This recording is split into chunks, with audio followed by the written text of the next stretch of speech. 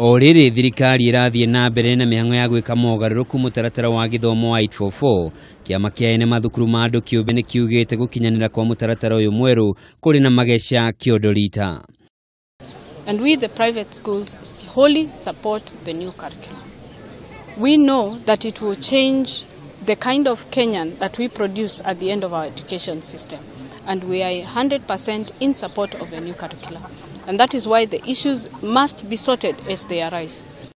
Akiaria mwena wa gicua-ini hindi ya kigomano kiao kia o mwaka, muikariri wa Kiama kiu Mutheu Kasanga neugite mathukuru mareka uria mekwenda kuona thirikari ndiriraheana mwerekera kuna.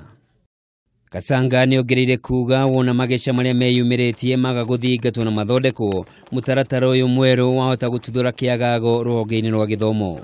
It's the fact that the teachers who have joined teacher training from September last year are all being trained to teach 844. Why? Why?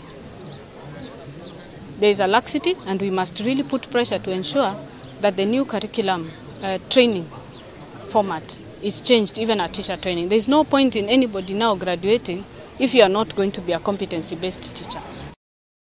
Okaide-ini okau Kasanga ni orotete ministry ya githomo akiuga na thenge ya kuruguria mutaratara ucio mweru ndirahariria arutani aria mari uthomithagia uria kwagiriire. We still have no framework for assessment for the new curriculum, that is grade 1, 2, 3. And as you are well aware, grade 3 is slightly confusing. The pilot schools are running grade 3, while the schools that were not pilots are running standard 3. So there is a mix of the two curriculums in the same class. So that's a big problematic. Igeria ria thirikari gucenjia mutaratara wa githomo wa 8-4 nginyagia mutaratara mweru wa 2-6-6 ukoretwo gumeirwo ni mihinga itiganite kuma arutani kwaga gukuukirwo uria wagiriirwo ni kurutithio wira nginyagia ucabithia wa mabuku maria anyiti itemi maugite matikinyaniire ikiro.